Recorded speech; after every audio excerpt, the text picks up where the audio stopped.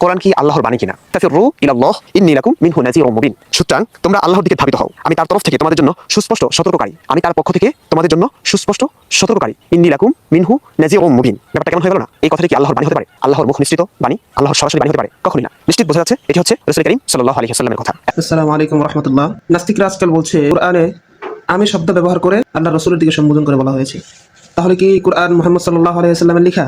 বিশেষ করে তারা সূরা আয-যারিয়াতের 50 নম্বর আয়াত নিয়ে তারা বলাবলি করতেছে, লাফালাফি করতেছে। ইনশাআল্লাহ আজকে কোরআন থেকেই তাদের এই বিভ্রান্তির জবাব ইনশাআল্লাহ দেওয়া হবে। চলুন আমরা সূরা আয-যারিয়াতের 50 নম্বর আয়াতটা দেখি। আল্লাহ রাব্বুল আলামিন বলেন, ফাফিরু ইলাল্লাহ ইন্নী লাকুম মিনহু নাযীরুম মুবিন। অর্থাৎ অতএব তোমরা আল্লাহ তাআলার দিকে ধাবিত হও, নিশ্চয়ই আমি তোমাদের জন্য আল্লাহ তাআলার পক্ষ থেকে স্পষ্ট সতর্ককারী। নাস্তিকরা বলে এখানে তো আমি বলা হয়েছে, তাহলে তো এটা স্পষ্ট আল্লাহ রসুলের বাণী মনে হচ্ছে, আল্লাহ রসুলের কথা মনে হচ্ছে। কথাটা শুনতে যতটা সহজ ঠিক ততটাই ভাষাগত অজ্ঞতা। তাহলে আসুন জানি আসল সত্যটা কি। সূরাতুন নাজমের মধ্যে আল্লাহ রাব্বুল আলামিন বলেন, ওয়া মা ইয়ানতিকু আনিল হাওয়া ইন হুয়া ইল্লা ওয়াহয়ুন ইউহা। অর্থাৎ তিনি নিজের থেকে কোনো কথা বলেন না, এটা হচ্ছে আল্লাহ তাআলার পক্ষ থেকে, এটা আল্লাহ রসুলের উপর ওহী মাত্র। অর্থ একদম পরিষ্কার, বক্তব্য আল্লাহ তাআলার, বর্ণনাকারী হচ্ছে আল্লাহ রসুল এবং আল্লাহ তাআলার পক্ষ থেকে বার্তা। আর দ্বিতীয় বিষয় হচ্ছে এখানে উল্লেখ আছে মিনহু নাযীরুম মুবিন, অর্থাৎ তার পক্ষ থেকে সতর্ককারী।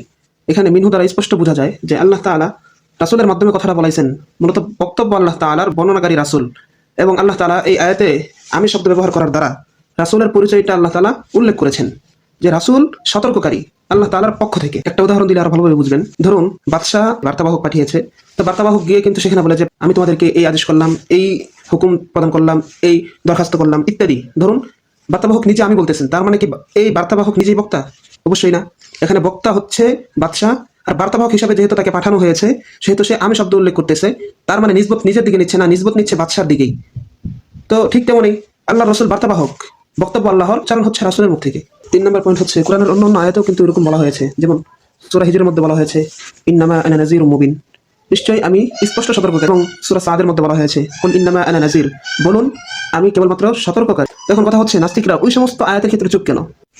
তাহলে আসুন দেখি মূল সমস্যাটা কোথায়। নাস্তিকরা ভাবে যে প্রথম পুরুষ সেই বক্তা, কিন্তু পৃথিবীর সকল ভাষায় বার্তাবাহক প্রথম পুরুষই হয়ে থাকে, আর এটাই হচ্ছে স্বাভাবিক। সূরা আয-যারিয়াতের 50 নম্বর আয়াতে আমি বলার মাধ্যমে এটা প্রমাণ হয় না যে কথাটা আল্লাহ রসুলের, অর্থাৎ আল্লাহ রসুল লেখক, এটা প্রমাণ হয় না, বরং আল্লাহ তাআলা আল্লাহ রসুলকে সতর্ককারী হিসেবে পাঠিয়েছেন, এবং এটাই হচ্ছে কোরআনের ভাষাশৈলী এবং ওহীর বাস্তবতা। শেষ কথা হচ্ছে যারা কোরআনের অর্ধেক আয়াত পরে মানুষের মধ্যে বিভ্রান্তি সৃষ্টি করতেছে তাদের থেকে সাবধান থাকুন এবং কোরআনকে বুঝুন কোরআন দিয়েই। সম্মানিত দর্শক, ইনশাআল্লাহ এই নাস্তিক ইমরান বিন বশির সহ আরও যে সমস্ত আসাদ নূর এবং তসলিমা নাসরিনের পালা কুকুর যারা আছে, যারা কোরআনের ভুল ব্যাখ্যা করার চেষ্টা করতেছে, ইনশাআল্লাহ ধারাবাহিকভাবে সকল প্রশ্নের জবাব আমি দেওয়ার চেষ্টা করব কোরআন ও হাদিস থেকে। তো সকলে ভালো থাকবেন, সুস্থ থাকবেন। আসসালামু আলাইকুম।